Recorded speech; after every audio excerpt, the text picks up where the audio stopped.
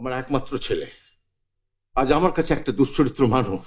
ওর যদি কোনো প্রয়োজন না থাকে তাহলে আমাদেরই বা কি প্রয়োজন ওর সঙ্গে সম্পর্ক রাখার? এই পৃথিবীতে নিজের জীবন নিজের মতন চালিয়ে নিয়ে যাবার অধিকার প্রত্যেক মানুষের আছে। মা, ও মা, মা, কিরে আমি ফার্স্ট ক্লাস পেয়েছি। থাক না থাক, যার জন্য এত কিছু তাকে আগে জানা, প্রণাম করে যাচ্ছি।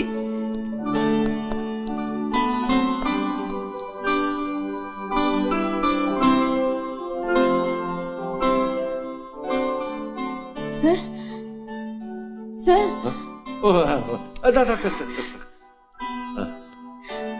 স্যার, আজই রেজাল্ট বেরোলো। First class? হ্যাঁ স্যার, আপনার আশীর্বাদে আশা করি পিএইচডি করার সুযোগটা পাবো। ভালো রেজাল্ট করলে যে পিএইচডি করার সুযোগ পাবে এটা কিন্তু ভেবো না। আজকের পৃথিবীতে যোগ্যতার সঙ্গে প্রাপ্তির কোনো সম্পর্ক নেই, ওটা লড়াই করে আদায় করে নিতে হবে। তোমাকেও তাই করতে হবে। চলো, কথা আছে, এসো।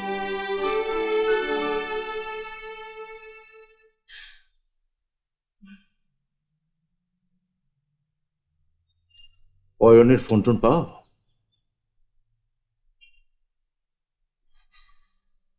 হ্যাঁ। শেষ কবে ওর ফোন পেয়েছো? দুদিন আগে। কি বললো? ভালো, ভালো আছে, খুব ভালো।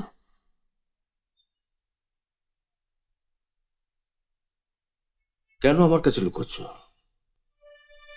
অয়নের সঙ্গে তোমার কোনো সম্পর্ক নেই। অয়ন আমার একমাত্র ছেলে। দিন 7 থেকে আগে ওখানে এক বিদেশিনীকে বিয়ে করেছে। আজ এই পত্র মারফত সেটা আমি জানতে পারলাম।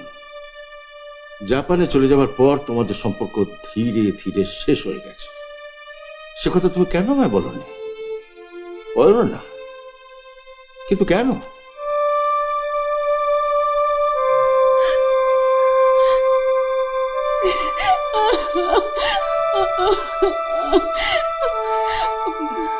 মা, মা, অয়ন কোনোদিন আমাকে এইভাবে ঠকাবে আমি আমি ভাবতে পারিনি মা, আমি ভাবতে পারিনি।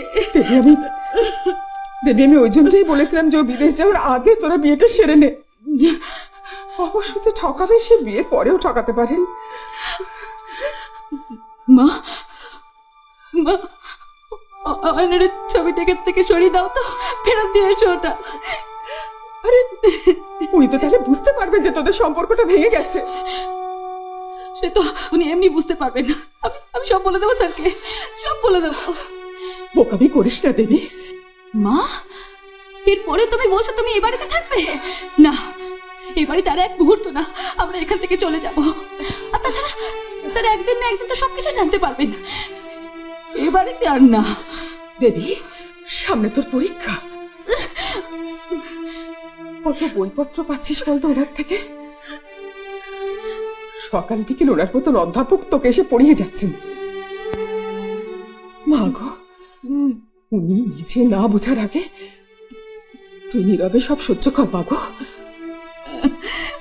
চোখের জল মোছ, পরীক্ষার কথাটা ভাব। অয়ন আমার একমাত্র ছেলে আজ আমার কাছে একটা দুশ্চরিত্র মানুষ।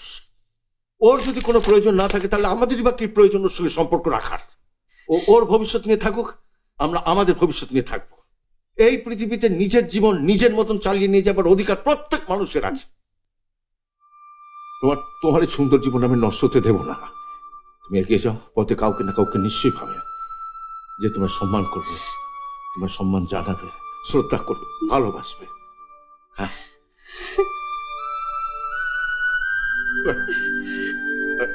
এমন আরো অনেক ভিডিও দেখতে এই চ্যানেলটি সাবস্ক্রাইব করে নিন এবং পাশের বেল আইকনটি প্রেস করে দিন।